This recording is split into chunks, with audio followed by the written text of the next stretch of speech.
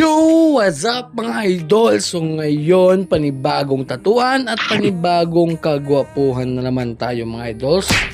So ngayon mga idol, kung nakikita nyo dyan, may old tattoo, si client, no?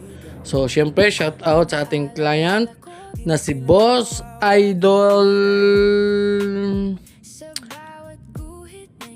Teka muna, nakalimutan ko yung pangalan. Basta, shout out sa'yo, Boss Idol. So yun, yung gagawin natin doon is enhancement. Tapos mag-add on tayo ng sunrise ba yan sa bandang itaas. So yun, syempre respect pa din sa gumawa. So yun, syempre yung ginamit nating needles dito is ano lang mga idols, dalawang size lang, 7RS at saka 17RM. So yan lang yung ating ginamit dito para mas maganda. So yun, at napaka-relax lang dyan ni Boss Idol, no? So shout out nga sa iyo idol, talagang nakalimutan ko yung pangalan mo.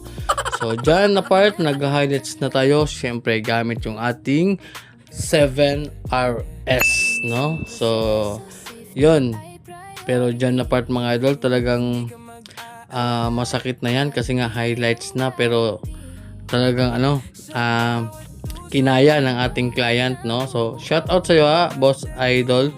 So at yun nga, respect sa old artist. Siyempre request ng ating client kaya gagawin natin.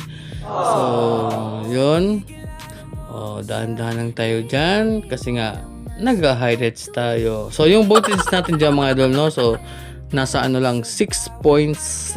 So 6 volt yung ginamit natin dyan.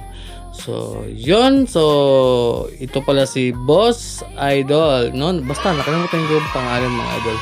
So yun, after ng 5 hours of pain mga idol, so ito na yung aming final result, enhancement and add-on mga idol. So almost 5 hours, 5 oras na tatuan.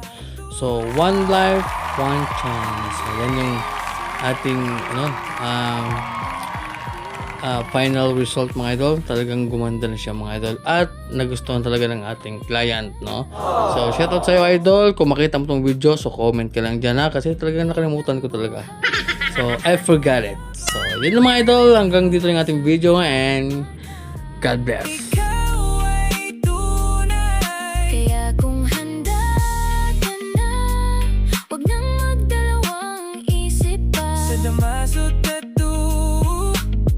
Likay panalo talaga.